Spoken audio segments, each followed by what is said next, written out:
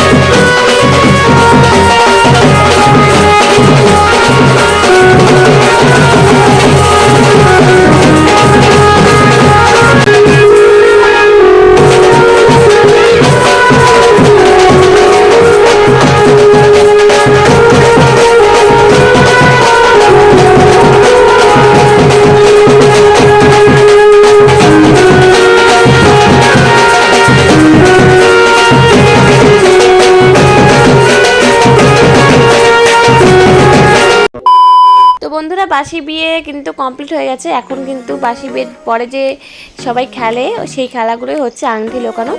তো এই বাসি বিয়ে ভিডিও কিন্তু এতটুকুই, কারণ এরপর আর কোনো ক্লিপ নিতে পারিনি আমি। তো এরপরে রিসেপশনের ভিডিও দেখতে পাবে। হ্যালো এভরিওয়ান, সবাই কেমন আছো? আশা করছি ভীষণ ভালো আছে, আমি কিন্তু অনেকটা ভালো আছি।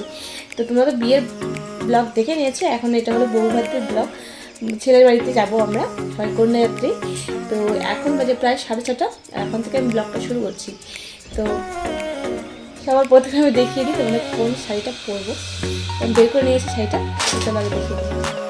তো বন্ধুরা দেখো, এই শাড়িটা আমি বের করে নিয়েছি, ভেলভেটের শাড়িটা।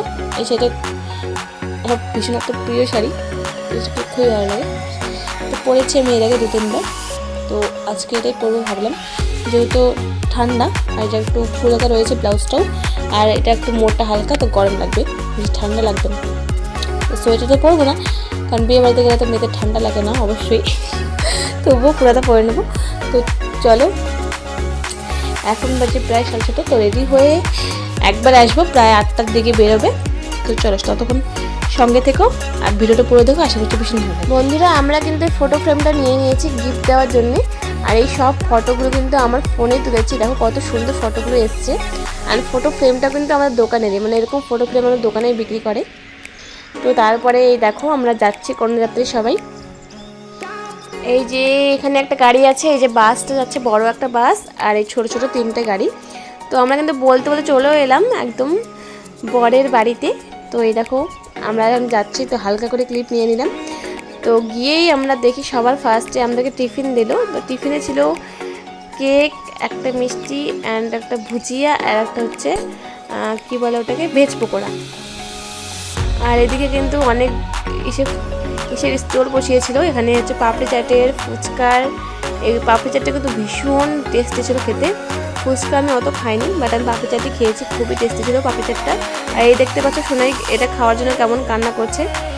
আর এই যে বরমশাই খাচ্ছে আর আমিও খাচ্ছি দাঁড়িয়ে দাঁড়িয়ে। তো বরমশাইকে বলে ওটা ক্লিপ দিয়ে দাও। আর আমি খাচ্ছিলাম তো তাকিয়েছিল ওইদিকে সব লোকগুলো আমার দিকে, তো আমার ভীষণ হাসি পাচ্ছিলো। তো এইদিকে সব খাওয়া দাওয়া করে একটু গেলাম যে ওখানে নাচের ওখানে, মানে আমাদের কন্যাতে সবাই এখানে নাচ করছিলো, বাট আমি নাচ করিনি যেহেতু ঠান্ডা তো শিশির পড়ছিলো। তো আমি বেশিক্ষণ থাকিনি, বক্সটা এত জোরে বাজছিলো যে কানে খুব লাগছিলো আমার, তো আমি নাচ করিনি। আমি ওদের খালি ক্লিপ নিয়ে আমি চলে এসেছিলাম খাওয়া দাওয়া করতে, যেহেতু আমরা সবার আগে বেরিয়ে পড়বো, কারণ রাত অনেকটা হয়ে গেছে আর যেহেতু ঠান্ডার দিন ছিল। তো এখানে দেখো খাওয়ার আইটেমগুলো কী কী তোমাদের সাথে শেয়ার করি। তো সবার প্রথমে দিয়ে দিয়েছিলো স্যালাড, তারপরে ছিল এই নান অ্যান্ড বাটার পনির। নান ও বাটার পনির খাওয়ার পরে চলে এসছে চপ। এটা হলো কি মিষ্টি কুমড়োর বা বেগুনের যে কোনো একটা চপ হবে। তো তারপরে কি হয়েছে, আমার ফোনে ক্যামেরায় অন হচ্ছিলো না, তো ফোনটা সুইচ অফ করার পরে ক্যামেরা অন হয়েছে। ততক্ষণে আমার খাওয়া কমপ্লিট, মানে ডাল দিয়েছে, মাঝখানে সবজি দিয়েছিল একটা, তো সেগুলো ক্লিপ নেওয়া হয়নি। আর এদিকে মাটনটা দিয়েছে, লাস্টে মাটন দিয়ে একটু ক্লিপটা নিয়ে নিলাম। মানে মাটনটা খুবই টেস্টি হয়েছিল, নরম তুলতুলে। আর এই দেখো এদিকে বাবান খুব নাচ করছে, মানে ওর নাম বাবান। আর এইদিকে ইনি খেতে বসছে, মানে বান্ধবীর বরের সাথে খেতে বসছে, তো গল্প করে ব্যস্ত। যেহেতু আমি ক্যামেরা করছি দেখে নিয়ে একটু পোজ দিল।